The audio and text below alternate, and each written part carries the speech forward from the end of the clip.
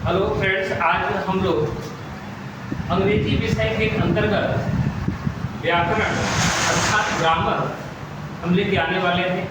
मुझे तो कुछ पल के लिए थोड़ी सी अंदर से हंसी उठ रही है कि एक समय होता था कि हम लोग को भी टेंस पढ़ाया जाता था। एक एक टेंस पढ़ाने में दूसरा टेंस भूल जाता था। हर टेंस के लिखवाने में अगर हम बात करें टोटल, अगर हम अलग अलग टेंसों की बात करें तो मेरे पास 12 टेंस हैं। और उनके हम सेंटेंसों की बात करें तो आपको अफर्मेटिव, इंट्रोगेटिव, अफर्मेटिव के बाद आपका उसमें नेगेटिव आ जाएगा, इंट्रोगेटिव सेकेंड टाइप आ जाएगा। ये सब चारों पढ़ने में हमको टोटल हमने देखा कि टोटल 48 पेज पे 48 पेज बहुत बड़ी बात होती है। उतने में हमारा एक काफी तैयार हो जाता है, उतने में हमें टेंस बढ़ाया जाता था। और हम लोग उतने जागरूक नहीं हुआ करते थे उस समय। आज से 2500 साल पहले की बात है, हम लोग इतना मार खाते थे। लेकिन इस समय जैसे AI का ज़माना चल रहा है, उस हिसाब से हम लोग ट्रिक भी बना के चल रहे हैं। तो हमने तो अपने विषय के अंदर जितने विषय पढ़ाते हैं बच्चों को, विदाउट ट्रिक से पढ़ाई नहीं करते। वो मैथ हो, चाहे फिजिक्स हो, चाहे केमिस्ट्री हो, चाहे एनी बॉडी कोई सब्जेक्ट हो, ट्रिक पेपर बनाने की बीमारी इसको कहे तो अति उत्तम।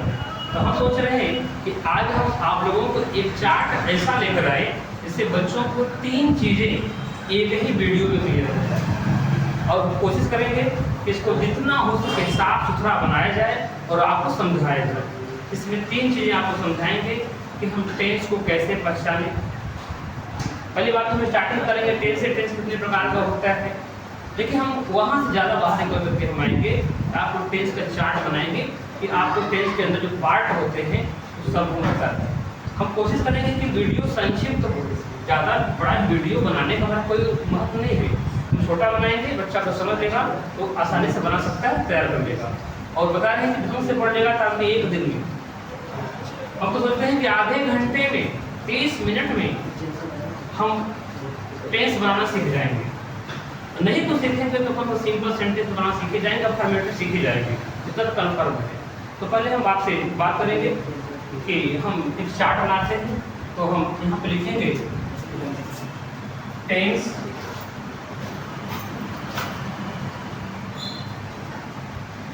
बनाने की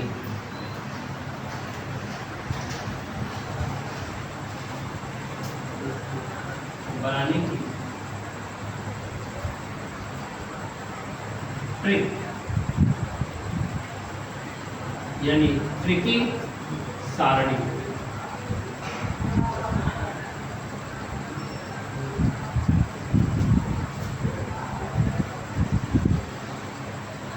और ये टेंस का हमने ट्रिकी सारणी बनाने का प्लान बनाया है।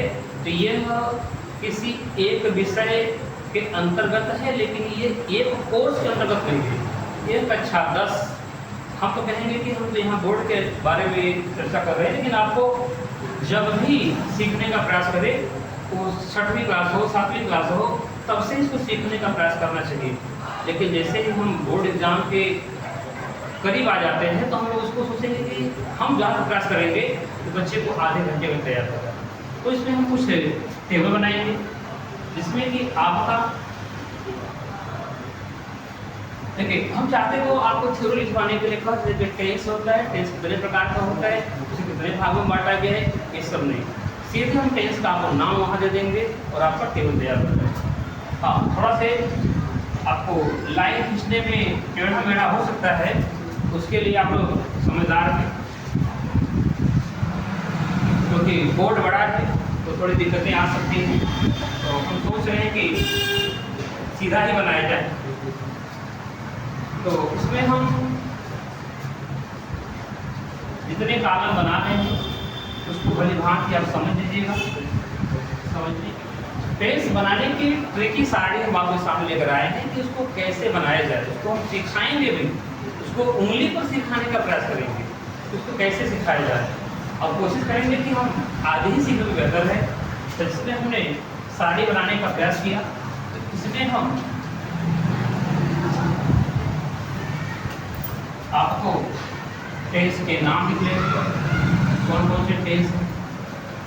हम इसमें हम टेंस लिख देते हैं। उसके बाद इसमें हम 4 कॉलम बनाएंगे। इसमें कि आपका बड़ा बड़ा नाम है आसानी से लिख दिया जाए। तो जितना भी बड़ा हम बनाएंगे उतना साफ सुथरा रहेगा। और ये थोड़ा छोटा लग रहा है तो थोड़ा सा हम बढ़ा सकते हैं। तो हम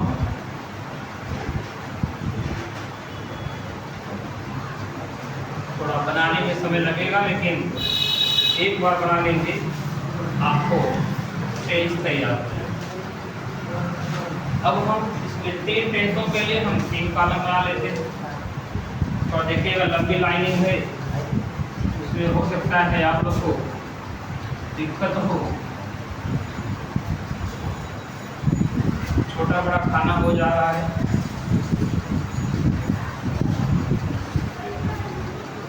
इसमें हम लोग कोशिश करेंगे कि उसको सही तरीके से रखा जाए। खाने कुछ बड़े छोटे हो गए, लेकिन फिर भी आप उसको एडजस्ट करेंगे। देखिए, इसमें हम पहले बात करेंगे प्रेजेंट। इसमें आप स्पेलिंग का भी ध्यान दीजिएगा।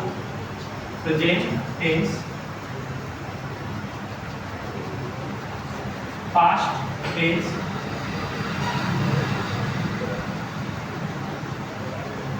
Future tense. यानी हम टेंस को क्रमशः ऐसे कर लिया, और लेकिन जो पार्ट है इनको हमने बगल में दिखा दिया। तो हमने यहाँ पे अपने सुविधा के लिए इंडेफिनिट, यानी यहाँ से पढ़ सकते हैं प्रेजेंट इंडेफिनिट टेंस का कॉलम है। इसके बाद हम बात करेंगे कॉन्टिन्यूअस की, कॉन्टिन्यूअस कॉन्टिन्यूअस। इसके बाद हम बात करेंगे परफेक्ट की, परफेक्ट की। इसके बाद आपको हो जाएगा परफेक्ट कॉन्टिन्यूअस।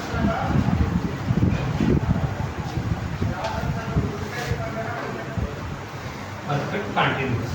अगर हम यहाँ से पढ़ा करें तो प्रेजेंट इंडेफिनिट का कॉलम ये है, प्रेजेंट कॉन्टिन्यूअस का कॉलम ये है, प्रेजेंट परफेक्ट का कॉलम ये है, और प्रेजेंट परफेक्ट कॉन्टिन्यूअस का कॉलम ये है।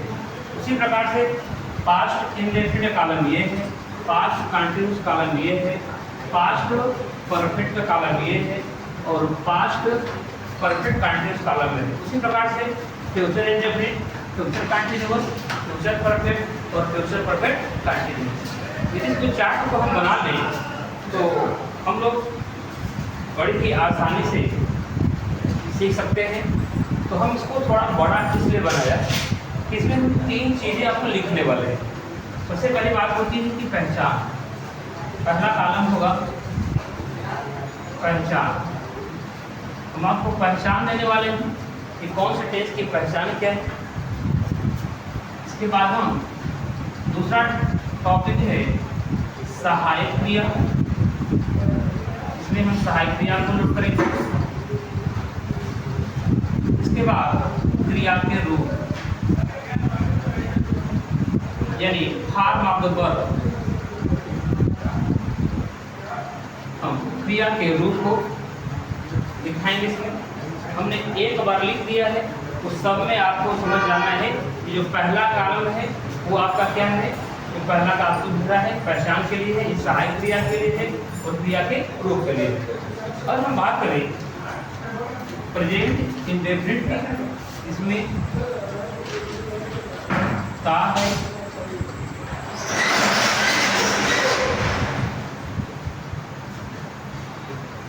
टी है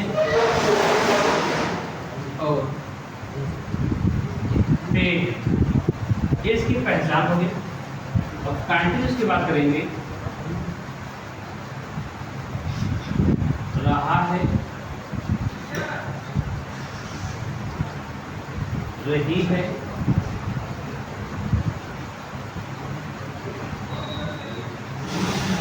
रहे हैं।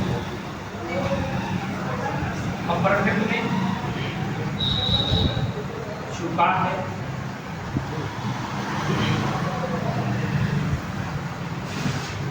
चुकी है,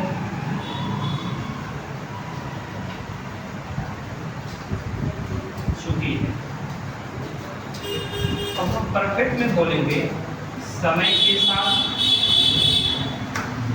समय प्लस रहा है, रही है और रहे, ये हम पहचान देते हैं। यदि हम कभी आपको कोई भी सेंटेंस बोले तो वाक्य के अंत में आने वाले जो हमारे वर्ड होंगे उनमें ये सबसे पीछे अगर आपको दिया होगा, इससे हम बड़ी आसानी से पकड़ सकते हैं कि कौन सा टेंस है। अब हम बात करेंगे पास्ट में, तो पास्ट टेंस की आपको पहचान क्या है? पहचान आपने यहाँ पे लिख लिया, तो क्या हो जाएगा? या, ई, ये, ता था,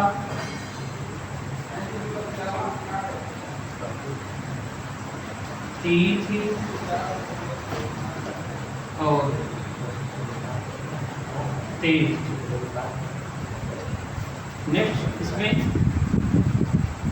रहा था, रहा था, रही थी, रहे थे। नेक्स्ट उसी क्रम में चुका था, चुका था, चुकी थी,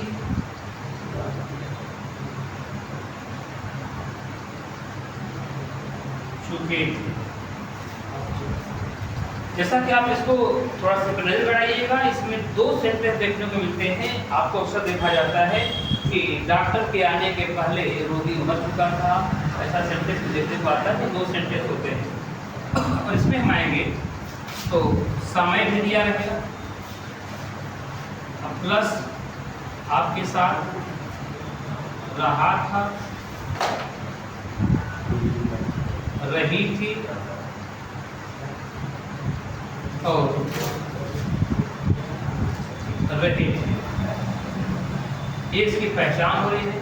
अब हम फ्यूचर की बात करेंगे तो फ्यूचर टेंस में वाक्य के अंत में गा, गी, गे लगा होता है। अब हम बात करेंगे नेक्स्ट फ्यूचर कंटिन्यूअस की। इसमें आप बात करेंगे रहा होगा, रहा होगा, रही होगी, रही होगी, रहे होंगे, रहे होंगे। जहाँ पे आप बात करेंगे ये फ्यूचर परफेक्ट की,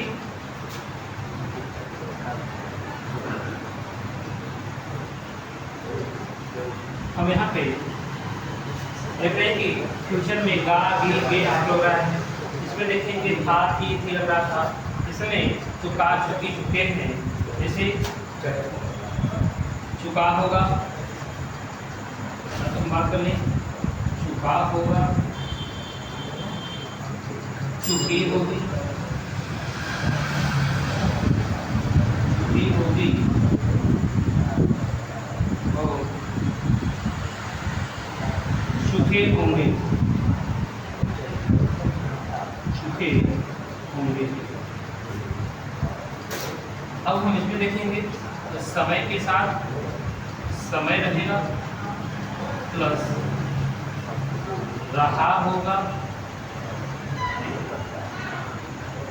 रही होगी, रही होगी, रहे होंगे, रहे होंगे।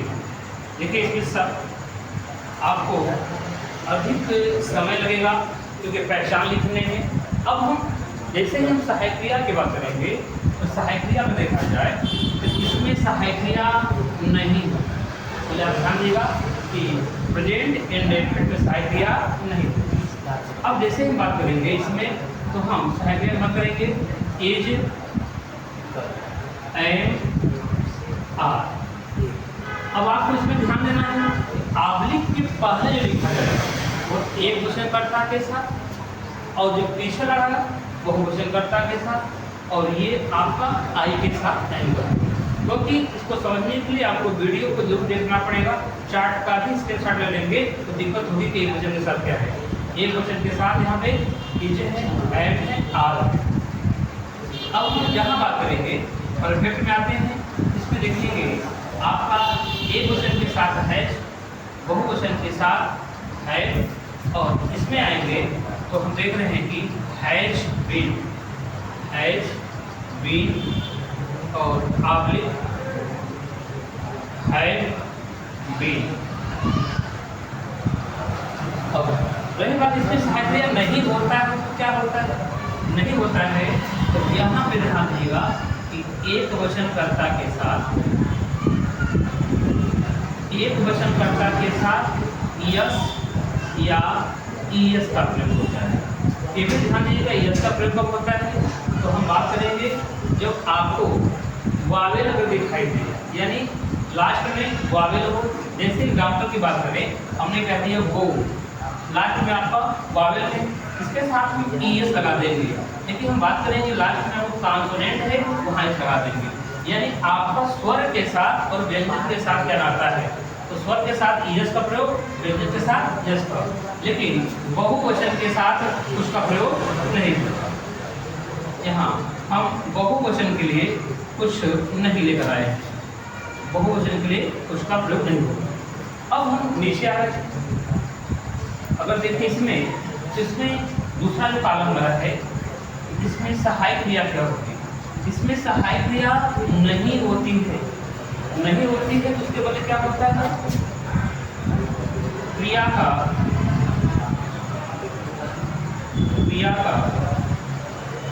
सेकेंड फॉर्म,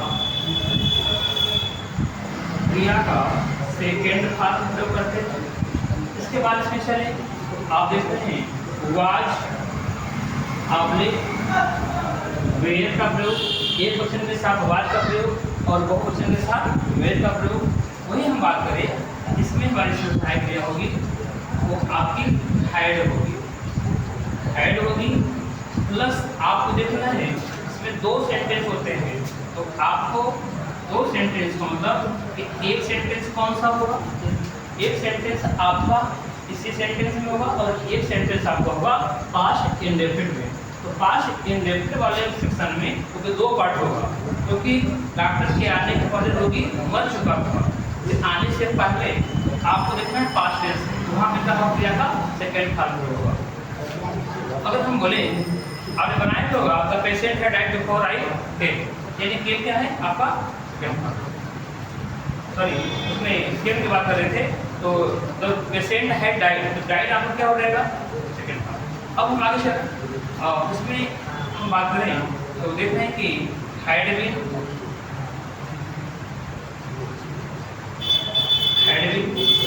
अब नीचे आते हैं तो यहाँ पे हम यहाँ एक वचन बहुवचन का लफड़ा नहीं है, और विल का प्रयोग किसके साथ होता है, शैल का प्रयोग किसके साथ होता है। तो यहाँ आपको देखना है कि आई और वी का बात करें, आई और वी के साथ किसका प्रयोग होगा और अन्य कर्ता के साथ किसका होगा, तो हम बोलेंगे अन्य कर्ता के साथ हम विल का प्रयोग कर लेते हैं, अन्य कर्ता और शैल के साथ आई और बी। अब इसमें हम आएंगे तो विल बी और हो जाएगा शैल बी। हाँ, इसके बाद आपका विल है,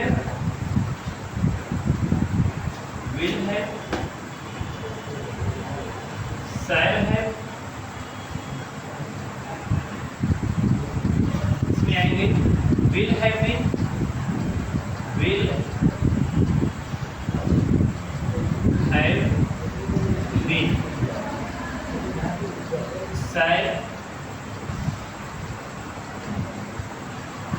5 बी। देखिए इसमें पहचान होगी, पहचान के बाद सबकी सहायक क्रिया होगी। इसके बाद हम बात करेंगे तीसरा क्या है, क्रिया का रूप यानी फॉर्म ऑफ द वर्ब। तो इसको याद करना बड़ा आसान है, बस आपको ध्यान देना है। हमको आपको हाथ की उंगली पर भी गिनवा देते हैं। चलिए तो इसमें आपका फर्स्ट फॉर्म, इसको हम सोचेंगे क्योंकि तो ब्लैक कलर से दिया है कि आपको अलग से दिखना। फॉर्म ऑफ द वर्ब क्रिया का होगा फर्स्ट फॉर्म होगा, इसमें क्रिया का सेकेंड फॉर्म होगा और इसमें क्रिया का हम फर्स्ट फॉर्म में नोट करेंगे। इसके बाद हम इसमें क्रिया का फर्स्ट फॉर्म होगा प्लस इसमें हम आईएनजी जोड़ेंगे। इसमें क्रिया का फर्स्ट फॉर्म होगा प्लस इसमें हम आईएनजी जोड़ेंगे। अब हम इसमें क्रिया का फर्स्ट फॉर्म प्लस आईएनजी जोड़ेंगे। इस चीज का आपको थोड़ा ध्यान देना है, इसको हमने ब्लैक कलर से लिखा हुआ है। अब हम बात करेंगे इसमें आपका इसमें वर्ब का थर्ड फॉर्म प्रयोग हुआ। देखिए इसमें ध्यान दीजिएगा, इसमें थर्ड फॉर्म प्लस आपका सेकेंड फॉर्म, इसमें दोनों का प्रयोग है। इसके बाद हम बात करेंगे इसमें आपके वर्ब का थर्ड फॉर्म प्रयोग होगा। अब हम इसमें देखें आपका फर्स्ट फॉर्म प्लस आईएनजी का प्रयोग। इसके बाद हम इसमें भी फर्स्ट फॉर्म प्लस आईएनजी का प्रयोग। इसके बाद इसमें भी आपका फर्स्ट फॉर्म प्लस आईएनजी का प्रयोग करेंगे। इसमें हम आईएनजी का प्रयोग करेंगे। आईएनजी स्मॉल लेटर, इसको तो सब इसमें स्मॉल लेटर में ही है तो बेहतर होगा स्मॉल लेटर में। अब लेकिन इसमें एक चीज आपको ध्यान देने की बात यह है कि इसमें हम देखते हैं कि इसमें समय दिया हुआ है, तो समय आपका निश्चित होगा। निश्चित समय के लिए हम शेष का प्रयोग करेंगे और अनिश्चित समय के लिए हम हार का प्रयोग करेंगे। इसको हम साइड में नोट कर सकते हैं, यहाँ नोट में कर दें। नोट में निश्चित समय के लिए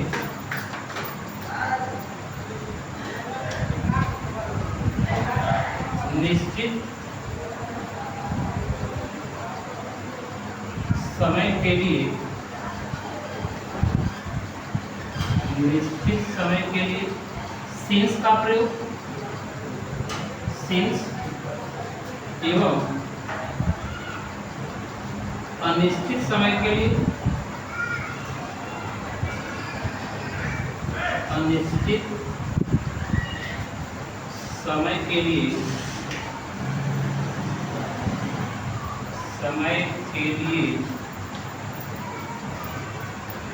आर का प्रयोग, आर का प्रयोग। ये बात आपको थोड़ा ध्यान देना है। अब इसकी मदद से हम लगभग टेंस में जहाँ कहीं भी हमको दिक्कत है टेंस बनाने में, इसको हम सीख सकते हैं। लेकिन इसको सीखने में हमें थोड़ा समय लग सकता है। जैसे कि हमने देखा कि स्टार्टिंग में एक खाली दिख रहा था, लेकिन इसको धीरे धीरे भर दिया। इसको एक बार थोड़ा ध्यान दीजिएगा कि पहचान आपको यहाँ पे दी गई है, सहायक क्रिया यहाँ पे है, लेकिन सहायक क्रिया यहाँ पे होती ही नहीं, हमने क्लास कर दिया है। नहीं होती है तो क्या होता है, हर बच्चा को ध्यान देना है। एक क्वेश्चनकर्ता के साथ यस या यस का प्रयोग, और कोई जब यस का प्रयोग कब होता है तो हम व्यंजन के साथ यानी कंसोनेंट के साथ यस का प्रयोग और वावेल के साथ क्या करेंगे, ईएस का प्रयोग करेंगे। अब हम बात करेंगे बहुवचन में, तो बहुवचन में इसमें यस या यस या कोई भी भाग नहीं लगता। अब हम बात करेंगे क्रिया के रूप में, इसमें फर्स्ट फॉर्म। इसी प्रकार से सभी कामों को समझा जा सकता है। यानी हम चित्र बना लें, अगर हम एक दिन की हम पूरी बात कर रहे हैं, इसको टेंस पढ़ने पूरी लाइफ में, अगर हम एक दिन में पढ़े तो उसको उस व्यक्ति को प्रेजेंट इंडेफिनिट तो आ ही जाएगा। अगर पूरे टेंस में बात करें हम तो गर्व से कर सकते हैं, लेकिन अगर हम पहले से ही अगर नीरस मन से हो, और आज तो जानते हैं कि रंगीन दुनिया में एआई का जमाना है, कोई पढ़ना नहीं चाहता। अब तो हम पढ़ा रहे हैं तो मेरा शौक है, लेकिन पढ़ने का शौक हो तब ना बच्चा उतना इंटरेस्ट नहीं लेता है। उसके इंटरेस्ट के लिए हमने लाया कि कल को बच्चा मरे तो ये ना कहे कि हमें टेंस नहीं आता, मरे तो कम से कम उसको ये पता चले ये मृत्यु तो सत्य है, मृत्यु सबको एक दिन आनी है, लेकिन ये सत्य है कि मरे तो उसको टेंस आना चाहिए। नहीं तो बता रहे हैं आत्माएं भटकती हैं, इंग्लिश में मटर आएंगी आपके पास, आप समझ नहीं पाओगे। और आपको ऐसे ही वीडियो ट्रिपिंग आपको देते रहे